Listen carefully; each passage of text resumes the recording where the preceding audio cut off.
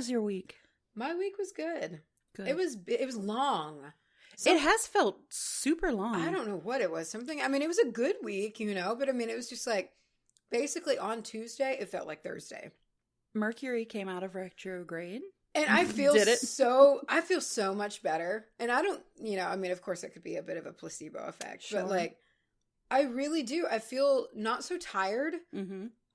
Like I feel like excited to like go lift in the morning and things like that again. It's not such a chore. I was getting so like fatigued and just worn down feeling, and I feel good again. I feel like I can go be myself.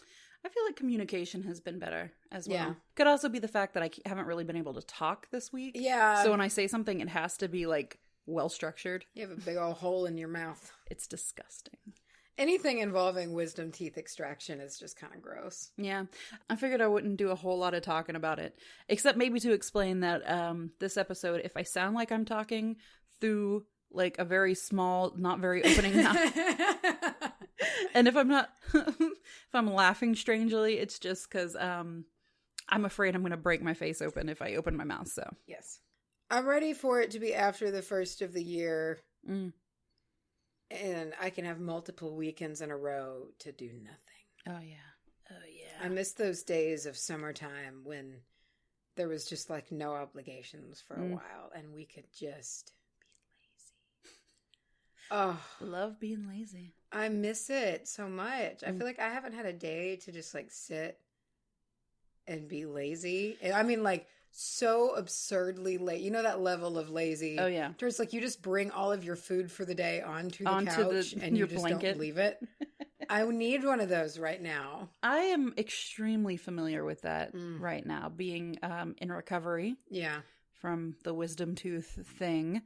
And that's basically what my past week has been like a chair, ice packs, a lot of British baking show. Oh, so comforting. And just massive amounts of like pudding and soft foods. So I mean, it's been great, but I gotta, after day 3, you're like, I'm ready to go for a jog. I'm ready to feel sun on my skin. I want to be out of the blankets. Yeah.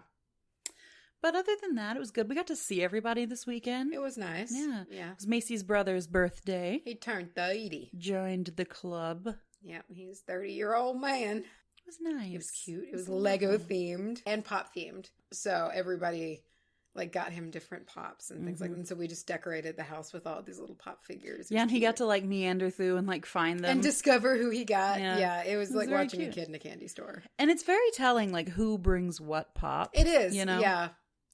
Mine was Lord of the Rings. Yeah, you had the 2 Lord of the Rings. I got the dentist from Little Shop of Horrors. Oh, so good. And so good. You know what's funny about that is when I ordered it, I checked on Amazon the gift wrapped option, and I was just gonna put it in whatever. And they were like, "Do you have a message to put on the gift wrap?" And I just put, "Oh, mama," and then I like signed it from me and Clark. And when they sent it, they didn't just put the thing I checked was a gift. They put the whole fucking order. So it was like a pop and then some other things I got for other people for Christmas and some other things. And it was this big ass order. So they put it in this big blue sack that was like as big as my entire body. And they gift wrapped the whole And they gift wrapped the whole fucking order. And there's a tag on it that says, "Oh, mama." So, oh my gosh, that's hilarious. I had a good chuckle at that. That's so funny. I mean, I was like, my first emotion was like, that's funny. But then I was like, I paid $3 for this. And I got a little pissed off. And I was like, $3 for a good joke. I think it's worth it. It's worth it. For the spirit alone. I ordered my stuff. I'm about to get my secret witch stuff all ready and sent out. I'm very excited about that. Just a reminder, you guys, by the time this comes out, we will have a little over a week until Yule. Yeah. I'm trying to get mine out as quick as I can just to make sure it gets there in time. Especially if you were shipping internationally. If your secret witch buddy is living in a different place, be sure to get that in the mail a little extra early. And that's all I have to say about that. It'll be fun. I'm really excited. I can't wait to see what my secret witch got me. I made it very, very hard for them. Because I didn't want to do a list. You bitch. I know, but I really just want to like receive a little piece of, like whoever got me. Oh gosh. They're listening right now. They're just going to give me their finger. And they're just sweating. They're just going to mail me their finger. Here's a piece of meat. No, you wouldn't do that to me. Do that to her. Oh god. Gross. Before we get too far into just whatever it is we were about to jaunt off on, this week's episode is dedicated to Alana P. Thank you. Alana P. Alana P. Thank you. I don't really want to ask how your week was. Just your week was shit. It's disgusting is how it was. Your week contained dry socket. Yes. I know that teeth issues are a little so I'm not going to, talk too much about it. It freaks a lot of people out, but I did have my wisdom teeth removed and there were complications, and so that's all I'll say, but it has been much painful, and based on the way things are going, it will continue to be so for a little while. But that's cool. I am sick to death of mashed potatoes and mac and cheese. Yeah. And the other 4 foods on the approved food list. I cheated last night with the party and I had some. Yeah, you had some of that chili. It was all very soft, but yeah, I'm going to pay for it. Yeah. I'm going to pay for it. But other than that, it led me to my topic this week, which is very interesting. It's something I was going to talk about around the holiday season anyway. I'm doing a spice episode. Oh, I love a good spice. And it correlated with everything I've been through this week in a very interesting way. That's your teaser. Synchronicities. I like synchronicities. Little things that just work out, just like how. And there's that thing that we love where holistic medicine and modern medicine overlap. Oh yeah. And that happens in a big way with this topic, and I'm excited to talk about it. Why don't you tell me what you're talking about since we're recording? We need to know. So I'm going to be talking about clove. Oh. Talking about clove. Clove is very important to me. I was going to talk about clove anyway because it's a very, festive. You see it a lot the holiday season. I really it was one of the first spices. I feel about clove how you do about cinnamon. Mm-hmm. Clove to me is just something I so deeply appreciate. Mm-hmm. And it's just as long as I can remember. I have vivid memories of sitting with Grandma. Yes. And pushing those spiky things and those oranges. Into the oranges. But anyway, this one's also courtesy of my husband Clarky Malarkey. Because before I did go in for my tooth thing, I was having severe pain, real bad. And I was taking over-the-counter stuff. Yeah. And ice packs and just trying to deal with it. And he was trying to help me because I was just so over it. I was done. It hurts. And he was looking online for alternative things to help. And one of the biggest things he saw was clove. But it got me thinking about it. And I was I'm gonna look up to it. Why does it? Because my husband, we talked about this before, he is a skeptic. Yeah. And that really translates over to the whole, he's not super into holistic medicine stuff. Yeah. He's kind of eye rolly when people talk about essential oils, do this, that, and the other. But he was really impressed. He was man, he's everybody says this works. He's this is a real thing. Yeah. And I wanted to know why. So I looked into it, and it is fascinating. Oh. Yeah, it is a warmer spice. It fits into the family of cinnamon and nutmeg. I love nutmeg. Good nutmeg. Good nutmeg. All right, so it's clove is derived from the clove tree. It's used traditionally in Indian and Chinese cultures for its medicinal properties before it made its way to the Western Hemisphere. Mm-hmm. It's native to Southeast Asian countries like Indonesia. And originally, they only grew on the Spice Islands. On the Spice Islands, the oldest clove tree in the world grows to this day. And its name is AFO, AFO. And it grows on the island of Ternate. The best they can figure, the tree is between 350 and 400 years old. There's a legend that says, once upon a time, the seedlings from a foe were stolen by a Frenchman named Pierre Pouvet. In 1770, it transferred to the Isle of France and then later to Zanzibar, which then became one of the biggest producers of clove. Oh, cool. So it was kind of stolen in this like illegal snatching of seeds, and then it was taken to the place that like really pumped it out and like made it so the rest of the world could get their hands on it. There was once a Chinese leader in the Han Dynasty who demanded that anyone who like got close enough to speak to him had to chew on cloves for their breath. Oh. So like he demanded he wasn't going to smell no stinky like peasant breath. And that's one of its biggest uses at the time was to chew on, almost like a toothpick. Well, and I feel like I've used it before, but I can't place where clove toothpaste. I feel like that's something that and of course like clove toothpicks and that clove things like definitely that. A thing. Clove mouthwash for sure. I've used it and it was great. I loved it. I need to get me some. It probably would help out with what's happening in my face right now. There are 3 types of clove oil. It's made from the bud, the leaf, and the stem. So you use pretty much the whole damn thing. The only one that you want to use for aromatherapy is from the bud. Yeah, that's what I thought. Yeah. And that's what you're going to find at the stores and everything else. The other 2 varieties have like some super strong chemicals and they'll like kill you. So don't use those. But I did think it was interesting that like they derive it from the whole damn plant. It did catch on over in the Western Hemisphere in the 7th century. Long ass time ago. And the reason it caught on was for tooth pain and to cure bad breath. Today, you can make all kinds of remedies with it, like mouthwash. You can help to relieve toothaches just by chewing on it. It helps fight throat infections. I can see that. If you're feeling a little tickle, you can kind of chew on a clove. And it's also added, and here's the overlap, it's also added to pharmaceutical dental products. Yeah, makes sense. The reason that this is that this happens because very rarely is stuff signed off on, I guess, by like modern medicine. Like very rarely are they like, oh yeah, that holistic thing that works, you know. And clove is one of them. I feel like tea tree oil is like another thing. Tea tree oil for sure is. But the reason that they kind of did this is, and we love some science here. I love it. On WBAH, it's a chemical that's inside this stuff called eugenol. Okay.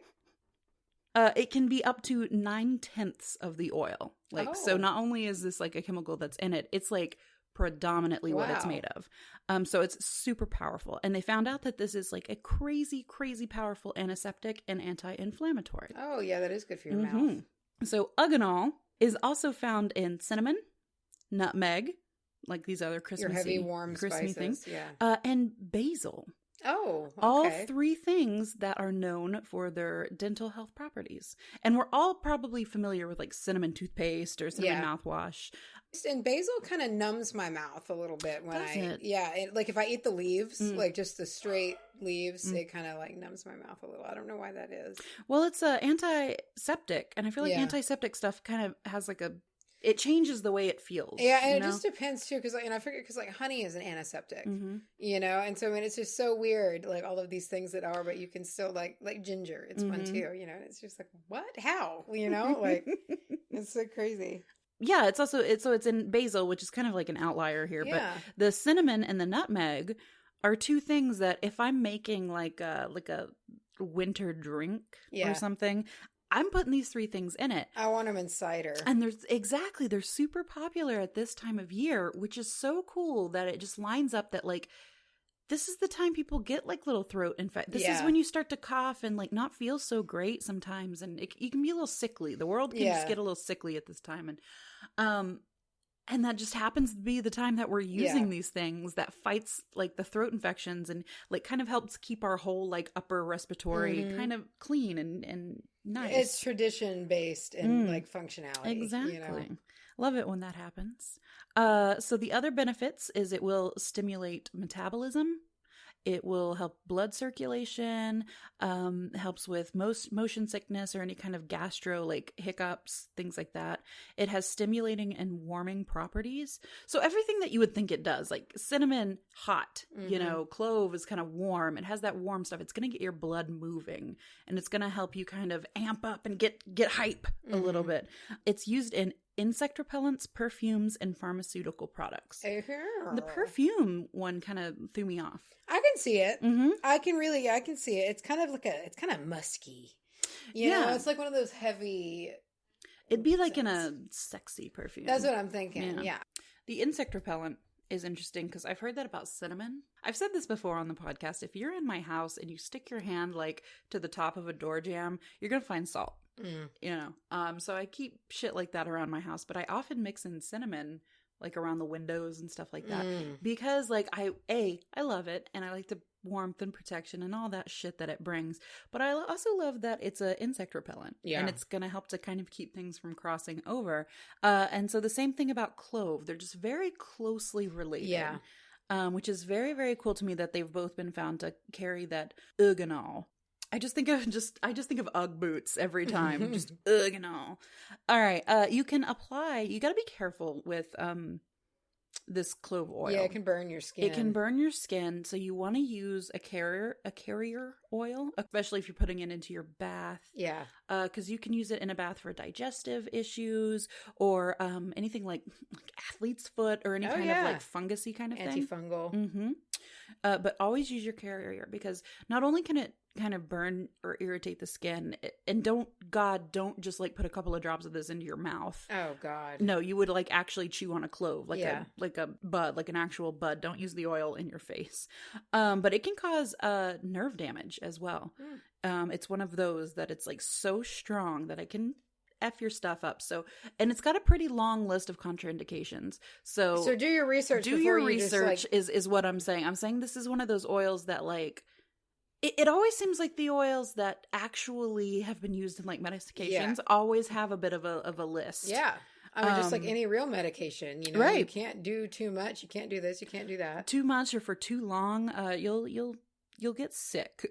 That being said, you can use it for cuts and bruises, digestive issues, want to stay out of the sun after use, like if you did put it in your bath. My favorite way to put it in a bath would probably be like wrapped up in a cheesecloth with like other herbs. Yeah. Yeah, like get some actual like little buds and like almost like a bath potpourri type deal. Exactly. And kind of soaking it that way. But you want to stay out of the sun because it will like make you sensitive and you can burn extra easy. It's one of like vitamin C. You know, if you put vitamin C creams on your face, you can get burnt like super easy. Vitamin A too, it causes that cellular turnover. Yeah, any kind of like the retinoid kind of thing will mess you up. So those are all very physical properties. And I love the metaphysical. Let's get into some medical. The metaphys. Metaphys, that's what I meant to say. The metaphys. Oh. This sounds like a drink. It sounds... Let's invent a drink. We gotta invent a drink called the Metafizz. The Metafizz. Patented. I'm such an old woman. I was like, it's just like whiskey with Alka-Seltzer. Like... It's medicine. I mean, it sounds medicinal. Yeah. It's like a hot toddy, but with an Alka-Seltzer tablet in it. All right, guys. Send us, maybe on Facebook, however you want to do it, send us your ideas for a Metafizz drink. We should do that, and then we should drink them on our next, like, spooky episode. Oh, my God. We'll pick the best cocktail. That's it. Let's do it, and we'll drink the Metafizz, and then we'll, like, publicly announce the winner, and from henceforth, it is called the Metafizz. I love it. I'm down. I don't even want to post it on any social media or anything. No, just email us recipes. Just email it to us. Or, I mean, you can put it on Facebook and stuff and, like, leave other people who didn't hear this episode to be like, what the fuck is going on? But, like, we won't post about it. I like it. And then, like, we'll just pick the winner. I love that. Okay. Anyway, so to get into the Metafizz, it has some properties. It has some shit. Anytime people have gotten their hands on it, they've burned it for wealth. Oh. Which, cinnamon, if I remember, was also I think cinnamon was involved in money drawing type stuff. Of course, it's been used in love potions, just as anything musky or hot would be. It's great for removing the evil eye. Oh. Or any kind of hexing. It is said to stop gossip. Interesting. Which was super interesting to me. And if you think about it, if it has all these like super hardcore like mouth cleaning properties. Yeah. Right? Like isn't that kind of like to clean out the mouth, like to stop people from... It is kind of like that. Right? That's very interesting. So I wonder if that's not where like maybe that came from. Maybe. But I like that. Yeah, right? And I think that you can do that for other people, but you could also probably do it for yourself because sometimes we can identify in ourselves that we need to quit doing that. Yeah, no, that's very true. And then the last one, which was out of left field and like just went real ham real fast. It's used in exorcisms. Oh. Which was like, reading about this, it was like, stops gossip, brings wealth, protection. Repels the devil. Gets the devil out. So that's good to know, I guess. We can have that in the back pocket. I love the idea. Maybe this is like stupid cowgirl, but like, I want to like chew on like a clove pip everywhere I go. Oh, yeah. And just be like, howdy. Howdy. It's your thing. You turn, like, by the time you're 40, your teeth are just ground down to nothing. Oh, baby. That's disgusting. It is gross. But your breath would smell pretty good. It smell good. It'd smell like Christmas. A wonderful Christmas time. I hate that song. I hate most Christmas music. You have always not loved I like the music. old crooner Christmas music. Yes. You know, your old, like, some good, like I've been dreaming any like Sinatra, of like a white I even like the more Christmas. Christmas. It's so just like birds. Oh, getting southern in there. That's my Garth Brooks. I like some jazzy Santa Baby. Like Chestnuts, like old school, but like new, like Mariah Carey can go fuck herself. I hate that song so much. So much. I don't want a lot for Christmas. There is just one thing I need. I hate that. It's so overly cheery, but I love the video that they overlaid it with the goth kids dancing. No. You know that famous cyberpunk video? Yeah, where they're they were like, dancing. yeah. They layered it with that song, and it is so funny. It just and they're all like seriously dancing, and it's just that song. Well, it's like, how do you make a new Christmas song?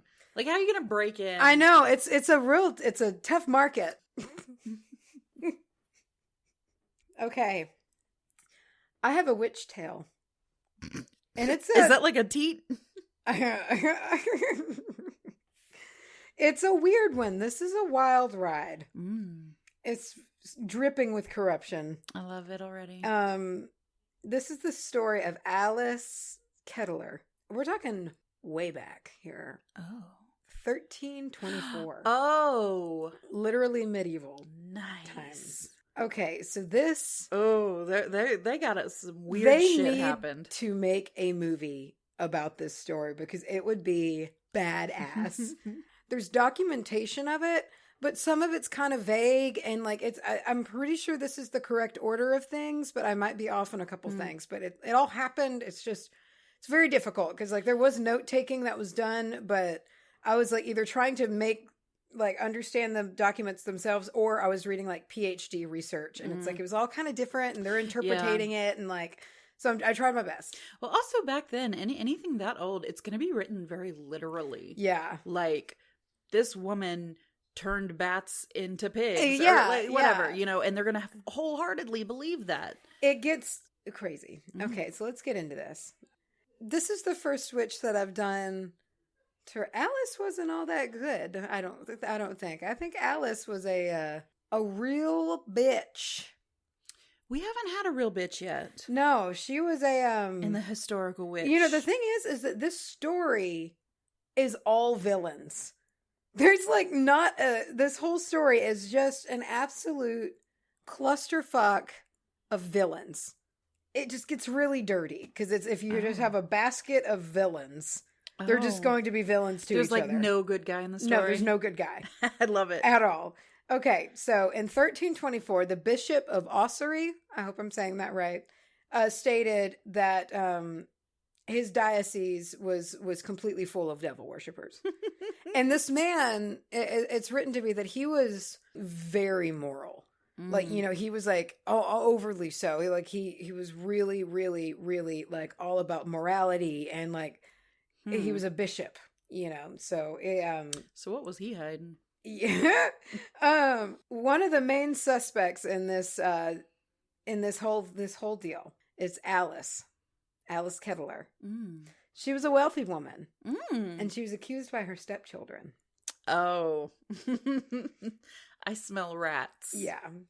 So this was the first trial to treat the accused like as heretics. And also, it was the first to accuse a woman of gaining powers by intercourse with a demon.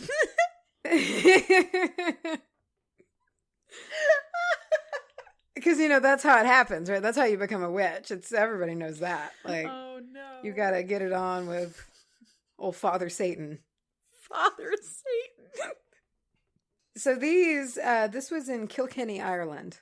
And I hope it's Kilkenny and not like Kilkenny. I'm trying. I really am. So in 1280, Alice married a wealthy moneylender and merchant. And his name was William Outlaw. What? Dude, this gets nuts. So his name was William Outlaw. William Outlaw. Bill Outlaw. Bill Outlaw. Holy hell. Wild Bill Outlaw. Oh, baby. So yeah, William Outlaw, and with whom she had a son that she named William. He was also William Outlaw. William Outlaw. Billy Outlaw II. Becomes a central part of this story. Okay, so he would become her right-hand man. As they grew up, and she was very smart. And apparently during this time, surprisingly, in this medieval era, mothers often participated in business matters. Okay. I kind of picture like Aunt Paul in Peaky Blinders. Like she's the one who's like really running shit. I'm just imagining like a really overly nosy mother. Well, and she was smart. So by 1302, Alice was married to a different man. Oh, because the first one. Yeah, just kind of mysteriously, just kind of got sick, just kind of started deteriorating. It's about the time she starts sleeping with the devil. So in 1302, Alice was married to another man named, and I think it looks French, like Adam Leblanc. As an adult, her son William Outlaw II, he became a very influential person. He eventually became the mayor, and he was handling her second husband's wealth. He was like his money manager. And which greatly, of course, benefited William. I mean, he made a ton of money. And Alice. However, this kind of angered his other children. Because they were just like, who's this lady? And who's this son who's like managing all of our future money? Yeah, he's suddenly in control. Yeah. Okay, well, he eventually like signed over all of everything to William to manage. Everything. Like just like released all of it. And like, I don't know whether they're just two great con men together and they like, but he really did. And so like he made out like a bandit on this. So this husband also mysteriously passed not very far deep into their marriage. And both marriages so far had made a lot of money. Yeah. She's building her wealth exponentially every single time. By 1309, she was married again. She found her another sucker. Yeah, and keep in mind, she married to the other husband, the second husband, in 1302. So by 1309, she's married to number 3. She's already married, gotten all his cash, and killed, allegedly. I think she killed him. So 1309, she was married again to another wealthy man, a landowner named Richard Duval. She must have been real pretty. It has to have been. Just keeps getting these rich dudes. I know. And they're dying. And they're not scared. They're just like, yeah. He too died not too long after. And of course, Alice and William benefited from this. So when she was accused in witchcraft in 1324, she was actually currently married to a fourth husband. I think it's Sir John Lepre. I'm not sure. He wasn't old, but he soon began to slow and weaken and kind of get sickly. Like he was going to die? Yeah. And before he died... Oh, he did die. He expressed concern that he was being poisoned. So this is surprise. What? 4. Number 4. 4. So it took 4 for still somebody was like, something's not right. Something's fishy here. After he passed, all the children of all 4 of these men that weren't hers were kind of starting to be like, all right now. Like, something is wrong here. Oh, because I guess she's racking up stepkids. And she's not really moving. This is all happening in, like, Kilkenny. So, I mean, she's just, like, chilling in the same town, just running through all of the wealthy men and killing all of them. So after he died, all the children of all 4 husbands accused her of sorcery and murder by poison. Okay, the murder by poison, yeah, I get. But where does the sorcery come through? Okay. Or was that just like a tack on? Let me read you some charges. Oh, God. Are these going to be ridiculous? Yes. Denying Christ. Okay. Cutting up animals for sacrifice. Okay. holding secret ritual gatherings for black magic in the church when nobody was there. Using sorcery and potions to control Christians. Possession of a demon familiar. And murder of her 4 husbands. Just tacked on at the end. And there was also another one, and I couldn't get it, so I didn't write it down because I couldn't get a straight thing, but it was something about like stuffing the skull of a man with the intestines of something and leaving it to some. It was like so confusing. I was like, I can't do that one. There's like 6 things that are like weird witchy things, and she murdered 4 whole people. BT dubs, she's a Black Widow. So this bitch. So this bishop, God, this bishop, his name, it's because of his name. I'm reading his name. His name is Richard. This bishop's name was Richard de Ledre, I think. Okay, so Richard de Ledre. So this was the bishop of Ossory, and he's the one that was all after her. And he kind of jumped on this as an opportunity to kind of address his own crusade against witchcraft. You know, he was like, this is a hell of a time for me to do this. Well, things didn't go so easy for him. This is not your normal story to where it was like, she's a witch and she's killed. So this isn't like a Cotton Because Mather this woman had connections. Oh, no. And so we go full steam ahead, and one of the most corrupt things I have ever read in my life. And it is such a mess. It is such a mess. He actively tried to get her arrested. However, she was so connected. And by the end of this, Richard himself actually gets arrested. Flip it. He's told to drop the case. He's like, I mean, really, it gets so wild. Like, it's ridiculous. And I didn't even know that things could be this corrupt and fucked up back in the 1300s. And so complicated. It got to the point to her, because she knew everybody in town and she had all of these powerful connections. The bishop wound up writing to the king's chancellor to do something about this. You know, we have this evil witch. She's done all this bad shit. She's killing her husbands. I can't touch her, you know? This what I can't do. Help me. And, he doesn't really get any help, because the chancellor was named Roger Outlaw. And he was a relative of her first husband, which I guess he doesn't think that she killed him or whatever. Kind of a hard name to pass by. Yeah, so Roger Outlaw, of course, was a relative, potentially actually the brother, of her first husband. Oh. We don't know for sure. And Roger told the bishop to drop the case immediately. But the bishop, Richard, refused. He was not letting this go. He was absolutely like, no. Oh, he's going to play himself. During all of this time, the chancellor was kind of like buying time, and 40 days had elapsed, and Alice was able to flee during this, and he kind of stalled, and it's believed that she actually fled to Roger Outlaw's place. Oh no. The chancellor's place in Dublin, which made her very hard to get to. You know? So Richard then tried to arrest the son, William Outlaw. He was still in Kilkenny, and he was still doing his thing. Who probably transferring money over to old. Oh, you know it. Oh man. And so he used his powerful connections to have Richard, the bishop, imprisoned for 17 days until the day that he scheduled for him to take William to court passed. So he just had him locked up all that time. He's visited him. Yeah, it's so good. Oh my God, it gets so this bishop really can't catch a break. By the time he's so angry, he's in jail just steaming. By the time it's over, he's like Robin Williams' character in Death to Smoochie, and he's just beat to hell.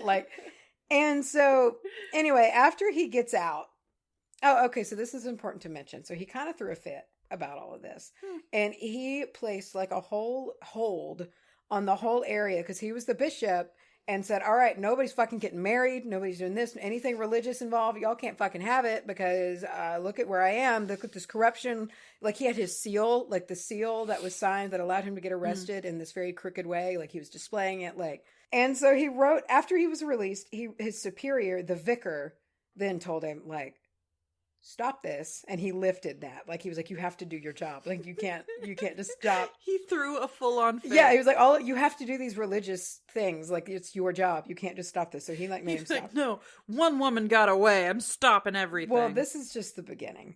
When the Seneschal's court was sitting, Richard busted in the courtroom one day, the bishop, in his full bishop regalia, dressed to the nines, and he had the Bible. Arnold Lepore is related to her latest husband. And also he was like real big buds with William Outlaw, her son. He was the one who had the bishop arrested. He pulled the strings to make that happen. So this is his sitting court. The one who had the bishop arrested. They hate each other. And so... And he just comes strutting in there. In his full robes and everything. Holding the Bible. Throwing a fit. He was forcibly removed while holding the Bible. Which this kind of put a sour taste in people's mouths. Because back then, in medieval belief... Oh, yeah. The body of Christ, therefore, was assaulted as well. You know? And so, I mean, it's like things start to get a little careless. Because it's like they're connected. But you got to be careful with shit like that. So Alice kind of got cocky with this. Oh, God. And she then accused the bishop, Richard, of defamation of her character, claiming that he actually wound up having her and William excommunicated. Okay. And so she said that, he excommunicated her without a conviction or, anything like that. So she appealed. And the Dublin court actually summoned the bishop, but he only appeared when he knew he would have support.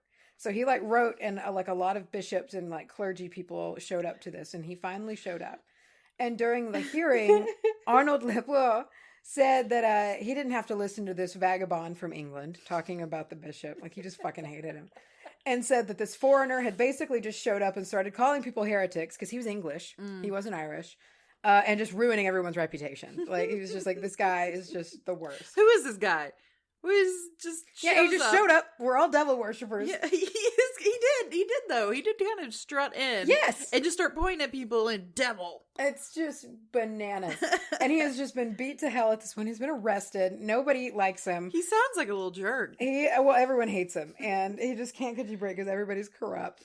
And so despite all of this, what they were saying about him, the case began to swing in his favor, in the bishop's favor. It's medieval times. You can't rough up a bishop and do all of this shit and sully the name of the church without the public and people starting to be you can't, it started to kind of make people think maybe these people aren't so good. Are sleeping with the devil. So sensing her fate, Alice is a bad person because I believe fully she killed her 4 husbands. But it doesn't stop with what she does. Yeah. She fled and took no one else with her.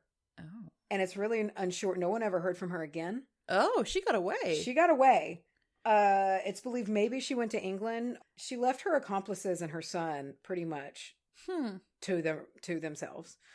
And this is where... Was her son up for any trouble? Yes. Oh, he was up for, and basically not as much witchcraft stuff, but a lot of corruption and things and like that. And she just... Bye. Yeah. Damn. Okay, well, and this is where it takes a dark turn.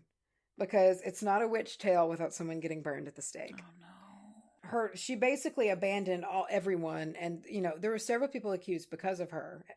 And her less powerful associates were arrested. William Outlaw was finally arrested and he confessed on bended knee. His connections pulled strings to have his sentence commuted to penance. So 3 masses a day and service to the poor. However, he quit doing it and he was arrested again. The same day that he was rearrested. So it's like house arrest or like community service. Yeah, he got off easy. Okay. The first time. And so on that day, Alice's maidservant, her name was Petronilla de Medea, I think. Medea. Alice's maidservant was burned at the stake. After confessing to being a witch, after being whipped 6 times. Shit. The bishop was involved in the torture to make her confess. I knew he was a little prick. That's what I mean. No, there's no good people in this story. It's a story of villains. He was the closest thing. He was a little whiny. Yeah. He's just showing up and accusing people, but I have no sympathy for him. Yeah, that's what I'm saying. By the time it's over, everybody's just toxic. Damn. So she was burned at the stake. It's unknown as to why she was the only person. Damn. Because everybody else was basically allowed to serve some time and pay securities and things like that. But he maybe she was scapegoat. Maybe. I don't know. It's he needed one to show everyone. Yeah.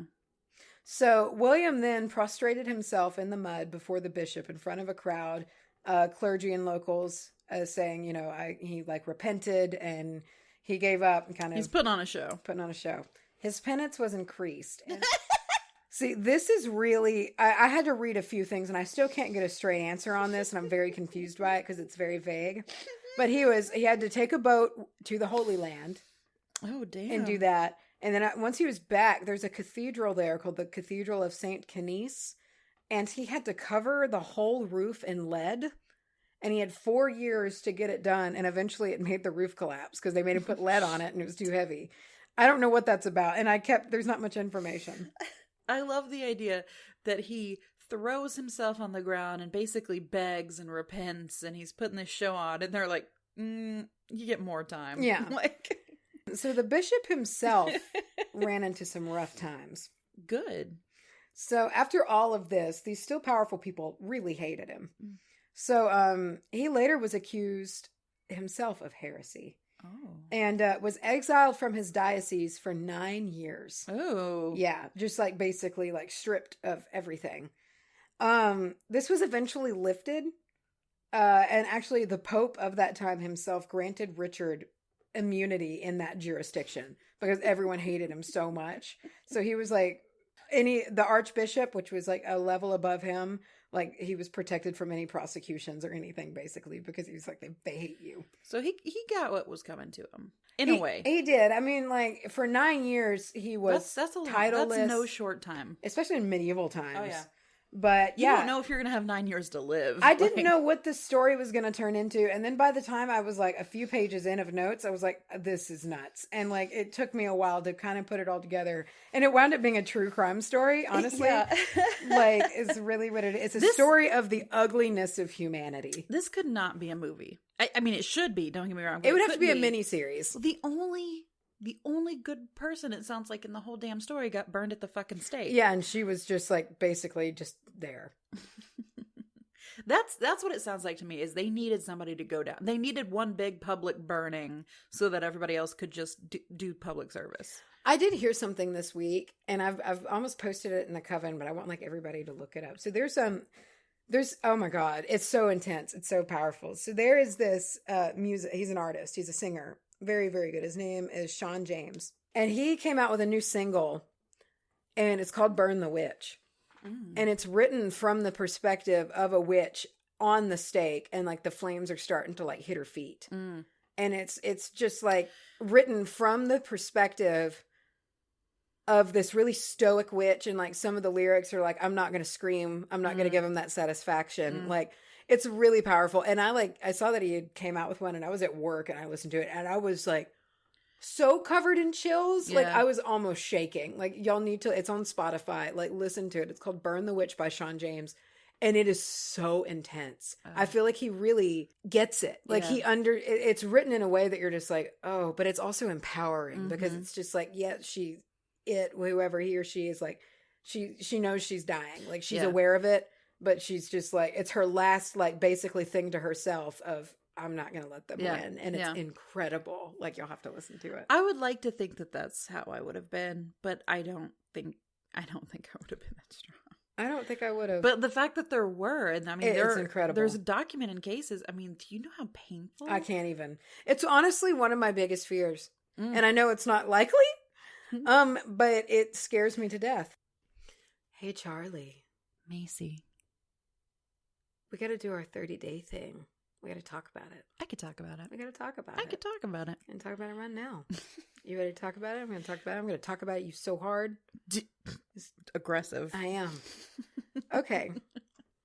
So day 13 was to find a stoner crystal to work with. I thought you said a stoner crystal. Find a stoner crystal. So I know a lot of stoner crystals. Do you? I knew one stoner crystal. Oh, you mean like their name? I thought her name was Crystal. Picturing little stoned crystals, like little like high crystals, and I was like, "How do you know these?" That's the cutest. It's like, you made these up. Mental image I've ever had. So learn about its energies and/or magical properties, and find a way to incorporate it into your life over the next month, or couple of days, as we've been doing it. In the theme of my all-consuming life of tooth pain right now, I went with aquamarine. That's what's in my engagement ring. It is! Put it near my face. Just hold it right by your mouth. Just hold it by my teeth. No, I looked it up, just kind of doing the Clove stuff, like what's good for tooth pain, because that's my whole theme this week, and also gives me an outlet to bitch about my personal life. But it said aquamarine is the best choice for jaw pain. Like, they were so intense about it. And I was like, I'm reading that in like Zach Bagans' voice. Do it. Aquamarine is the best choice for jaw pain. That's exactly it. In fact, I think he wrote that article. No, but I had one, and I kind of just held it next to my face. And I gotta tell you, it was probably, in all honesty, I mean, I gotta say, the cold smoothness and like the facial massage style helped immensely. So, I mean, I want to believe that it was helped along by the fact that it was the best stone for jaw pain. But that's how I use mine today. I actually tried this week, is I actually tried to get my hands on some like crystal healing, which I've never like really gotten into before. But I was like, you know what? I'm in pain. Let's fucking try it. I can tell you it helped. Is it true that this blue stone has the magical power of healing your jaw? The fucking angry question mark at the end of things. Oh. And I'm actually wearing it again right now. I've reconnected with my red calcite. You are wearing that for the first time in a while. I in this time of retrograde that's been very hard on me. This one's been very the tail end of it. It's like I was kind of, all of my defenses were wearing thin, and it had gone on so long. I was really just crumbling apart. This calcite helped me find myself. So I didn't do this one coming up, and I'm going to be real with you.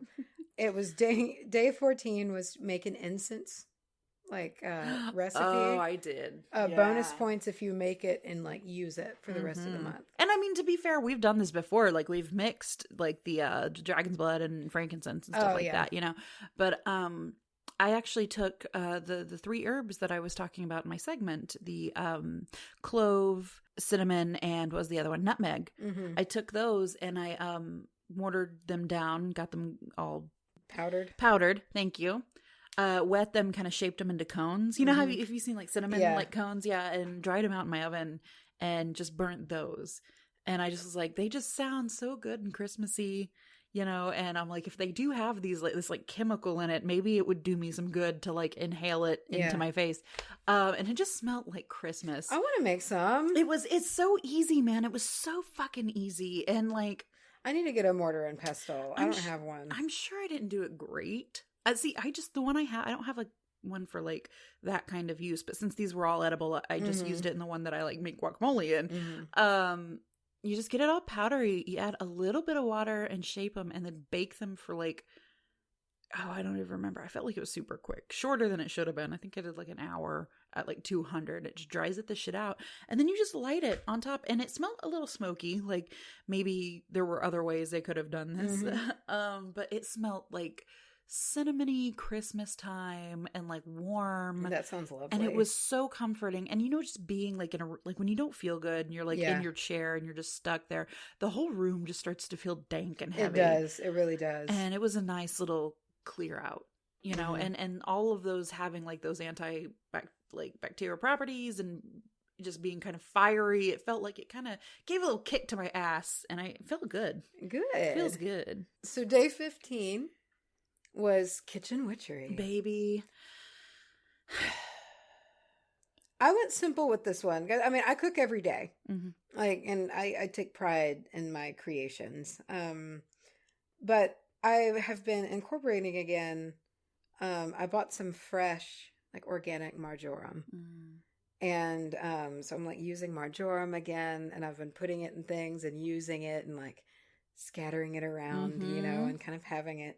And it felt good to do that again. Marjoram, I feel like that's an old friend of the show. It is an old friend of the show, and it's a happy thing. I'm like setting up a lot of protection for the coming winter, because the leaves have finally pretty much all now fallen, And I'm starting to see what the landscape, my beautiful trees are going to, they're going to be so bare and sad for the next few months. And I'm having to really get myself in a place to accept that. This will be the first year that I have these metaphysical tools to not be an absolute miserable human. And that's so interesting to see, because it is like the first time that it's really coming around to like having the tools and like knowing about them. Yeah. So you can kind of compare it to how it's been in the past. I'm excited to, like, once winter has passed and it's starting to warm up again, I'm really excited to hear like your reflection. I know. I'm curious about it too. And I hope it's better. I hope it's not so just angry at the weather, by the time it's all over. We shall see. We shall see. I kitchen witched it up.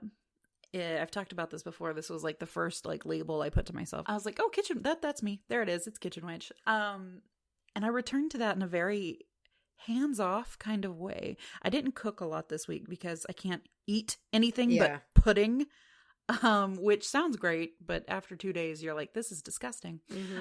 I opened up my new grimoire that I use every Samhain. I get a new one and I keep one for like the whole year. So I cracked that bitch open and I started like writing herbs again, and I started planning out the garden that I want to have when spring does roll around, and planned some decor for my kitchen that's going to be very functional, like a spice rack that I have set out for things that I want to use for like their metaphysical properties. And so I kitchen witched in a very uncooking kind of way, but in some ways I felt more kitchen witch than I have in a very long time. I think it's something I want to make a return to, because I enjoyed cooking the most when I adopted that label, and I looked at these ingredients as not just things I have to slug through, as tools.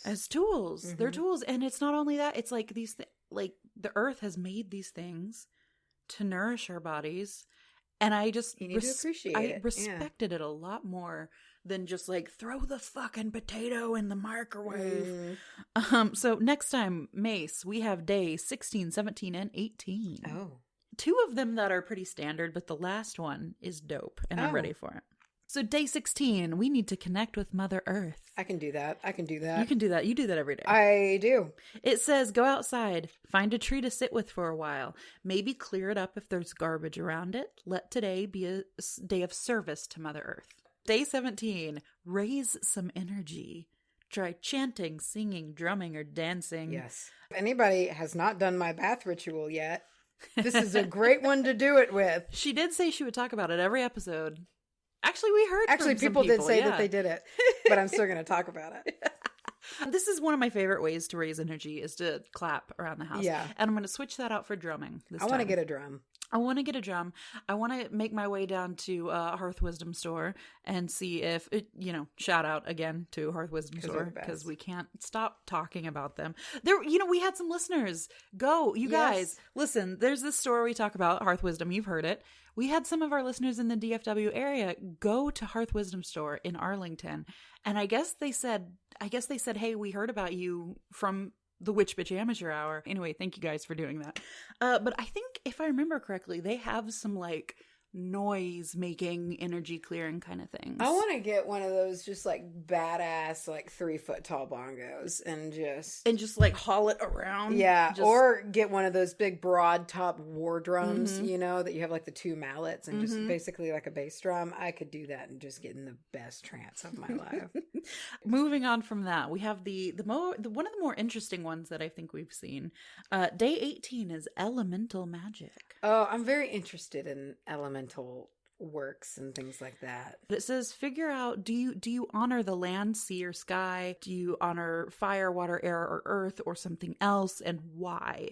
So this is a cool little prompt that I'm excited to like journal about, and I want to take maybe one day to do each and then just see how I felt about it. I'd like to figure it out. I want you to figure it out.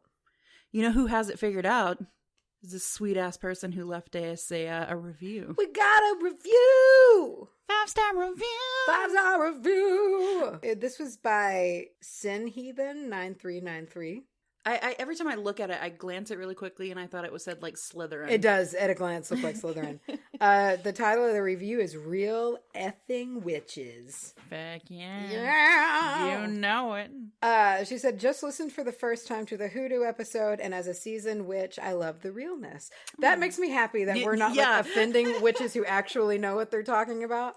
She said, I am not a deity-based love and light witch, and I have found many podcasts very hard to relate to. This one is for all the witches. That makes me very happy to read. I love that. I'm big on, man, you got to acknowledge that middle hand path. You got to acknowledge the dark and the light and all that. You do. I love it. That's very nice. Man. That's a good review. Thank you so much, Sin Heathen 9393. Sin Heathen. 3 numbers. Thank you. Charlie. Ma'am. Did you know that somebody can get on their browser in the Google and send us an email? I have no words. I'm trying. I'm straining. What is our email? Well, I think you should tell us, and just in that exact same way. All right, so you get on the internet, and you have the browser bar that you gotta type everything into the browser bar. So you go to the Google, you type in Gmail, you log into your Gmail, and so you probably don't have your password saved, so you gotta type them both in manually, and you log into the Gmail, and after you do that, you pull it up. All right, you compose an email and you send it. You send it to wbahpodcast, okay? wbah. We're talking Wilford, Bob, Adam, Henry. I forgot what order they were. Okay, and then podcast. Okay, that's P as in podcast. O as in, I wish I had a great podcast. D as in, damn, this is a good podcast. C as... I don't got anything. I got nothing for C. I feel like I was just expected the word cunt to be involved. I'm fighting it. I'm fighting. That's how you send an email. Instagram, we are at Witch Bitch Amateur Hour. Twitter, Bitch Hour. That was horrifying. Our Facebook is at Witch Amateur Hour. You've never heard a demon voice talk to you into a microphone before? I can't get it. Can't stop it. If you want to meander over to Patreon, I don't know why you would want to after this hot mess. I don't know either. It amazes me that some do.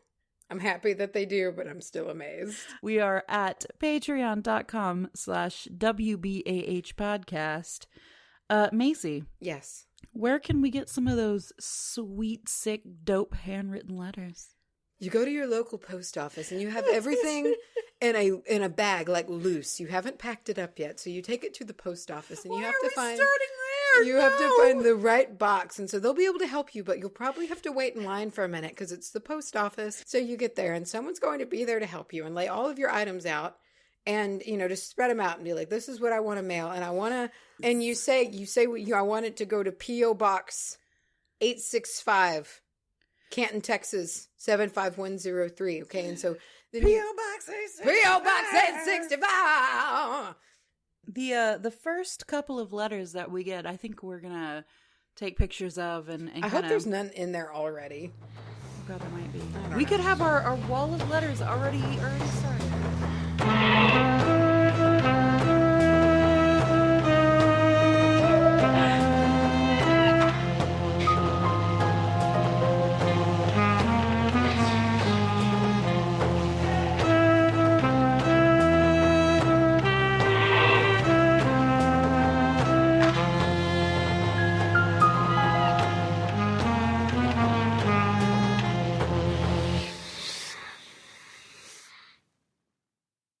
Just had me a good day of skinning.